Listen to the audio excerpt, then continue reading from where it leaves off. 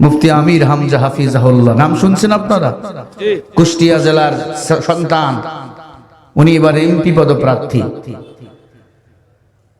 বিএনপির চেয়ারপারসনের ছেলে কোকর বিরুদ্ধে একটা কথা বলেছিল, উনি ক্ষমাও চেয়েছে, এজন্য তাকে হত্যা করার পরিকল্পনা করা হয়েছিল। বাংলাদেশে ষড়যন্ত্র, খুন করবে, গুম করবে, মামলা হয়েছে তার নামে। উনি এজন্য সব মাহফিলগুলো বন্ধ করে দিয়েছে।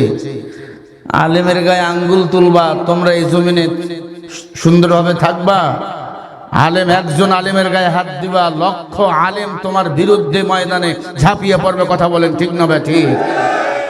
কোরআনের পাখি আল্লামা সাঈদীর বিরুদ্ধে কথা বলেছিল স্বৈরাচার আওয়ামী লীগ হাসিনা। বাংলার মুসলমান তাকে জুতা পিটা করে ভারতে পাঠিয়েছে। ঠিক না ঠিক মুসলমানেরা? আমি মনে করি আমির হামজা একটি কারণে এবার এমপি হওয়ার সম্ভাবনা 100% আছে তার, কারণ তার বিরুদ্ধে ষড়যন্ত্র শুরু হয়েছে, সেজন্য এমপি হতে না পারে, ক্ষমতায় যেতে না পারে, কোরআনের রাজনীতি যেন করতে না পারে। আরে কোরআনের পক্ষে যারা থাকে তাদের ইজ্জত বলেন বাড়াইয়া দেয় কে? আমার নবীকে হত্যা করতে চেয়েছিল বেঈমানেরা, এলাকা ছাড়া করতে চেয়েছিল। আমার নবীজি শেষ পর্যন্ত মক্কা বিজয় করেছেন, আমার নবী ক্ষমতায় বসেছেন, কোরআন সুন্নাহ দিয়ে রাষ্ট্র চালাইছেন। ঠিক না ঠিক? যারা হামজার বিরুদ্ধে সহ সারা বাংলাদেশে আলেমদের বিরুদ্ধে ষড়যন্ত্র করতেছে, ইনশাআল্লাহ আগামী দিনে তারাই ক্ষমতায় আসবে। বাংলার মুসলমান বুঝে গেছে নৌকা ধানের শীষ, দুই সাপের একই বিষ। আগামীর দুনিয়া কোরআনের দুনিয়া, আগামীর বাংলাদেশ কোরআনের বাংলাদেশ। কারা কারা কোরআনকে ক্ষমতায় দেখতে চাও? দুহাত তুলে দেখাও মুসলমানেরা।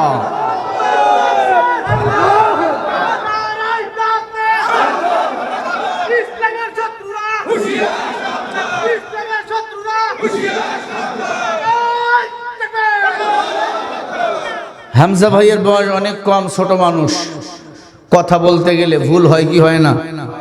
জোরে বলেন।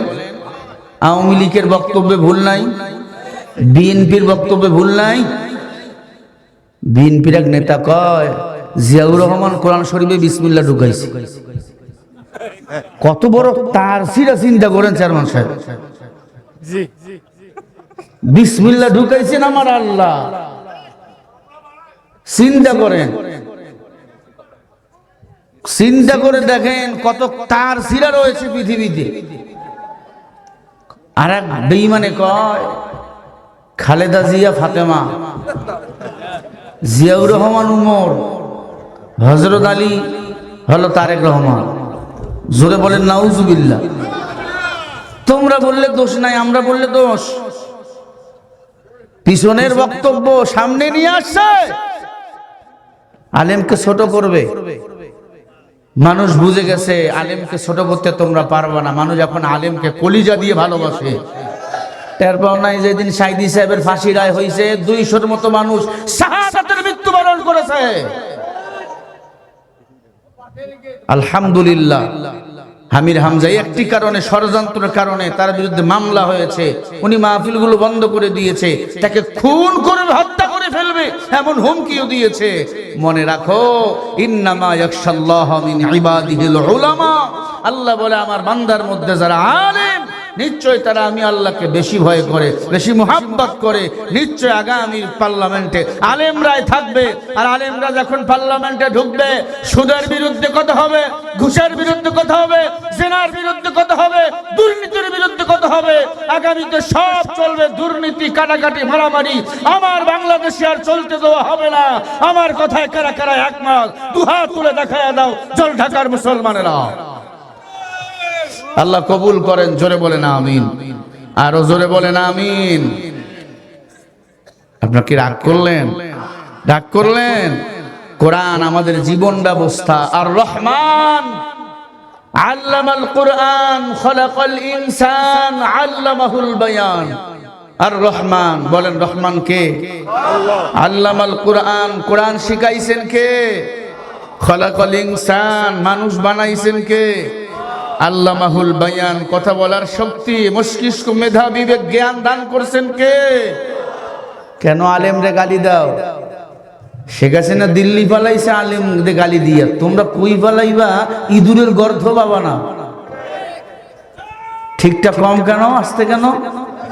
দালালি আছে নাকি এর ভিতরে? আবার আল্লাহ এদের হেদায়েত দান করেন, বলেন আমিন। আরো জোরে বলেন আমিন। এই মাহফিলে আসতে পেরে বসতে পেরে আপনারা খুশি না বেজার? সবাই খুশি তো ইনশাআল্লাহ? হাত তুলে দেখান কারা কারা খুশি হয়েছেন। তোলেন, আরে টান টান করেন, আরো টান টান করেন, হাতগুলো ফুটিয়ে দেন, বলেন মারহাবা। আরো জোরে মারহাবা, চিল্লায়া বলো মারহাবা। হাতগুলো লড়াইয়া দেন, জোরে বলেন না আল্লাহু আকবার।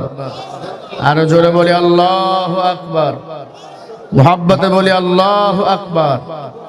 এতগুলো মানুষ হচ্ছে না তো, বীরের মতো বলেন না আল্লাহু আকবার। আরো জোরে বলেন। আর একটু মনিটরের সাউন্ড বাড়াতে হবে।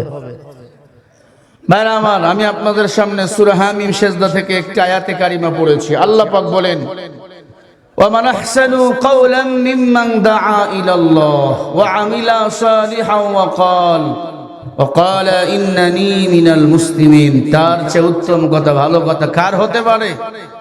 যে নিজে আমি আল্লাহর গোলামি করে, যে নিজে আমি আল্লাহকে ডাকে, মানুষকেও আল্লাহর দিকে ডাকে। وعمل صالحا, বেশি বেশি নেক আমল করে। وقال إنني من المسلمين, আর নিজেকে পরিচয় দেয় আমি একজন মুসলমান। একজন আলেম মানুষকে আল্লাহর দিকে ডাকে, নেক আমল করে এবং নিজেকে পরিচয় দেয় আমি একজন মুসলমান। সে আলেমের বিরুদ্ধে আমরা ফাঁসি রায় দিতেছি। আল্লাহ তোমারে সুজা দিয়ে পিটাবে না, আমারই পিটাবে? আলহামদুলিল্লাহ, আলেমদেরকে আল্লাহ তাআলা সম্মানের আসন দান করেছেন। কিয়ামত পর্যন্ত আলেমরা সম্মানিত হবে। কিয়ামতের ময়দানেও আল্লাহ তাআলা আলেমদেরকে সবার আগে জান্নাতে নিয়ে যাবে। আলেম যদি অন্যায় করেও থাকে, আলেমের বিচার হবে পর্দার ভিতরে, তাও আবার ৭০,০০০ পর্দার ভিতরে। তোমার আমার কি উপায় হবে? তুমি তো আমেরিকার দালাল, তুমি তো ভারতের দালাল, তুমি তো লন্ডনের দালাল। আল্লাহ এদের থেকে আমাদেরকে হেফাজত করেন, বলেন আমিন। তারা হামজার বিরুদ্ধে সহ সারা বাংলাদেশে আলেমদের বিরুদ্ধে ষড়যন্ত্র করতেছে, ইনশাআল্লাহ আগামী দিনে তারাই ক্ষমতায় আসবে। বাংলার মুসলমান বুঝে গেছে, নৌকা ধানের শীষ, দুই সাপের একই বিষ। আগামীর দুনিয়া কোরআনের দুনিয়া, আগামীর বাংলাদেশ কোরআনের বাংলাদেশ। কারা কারা কোরআনকে ক্ষমতায় দেখতে চাও? দুহাত তুলে দেখাও মুসলমানেরা।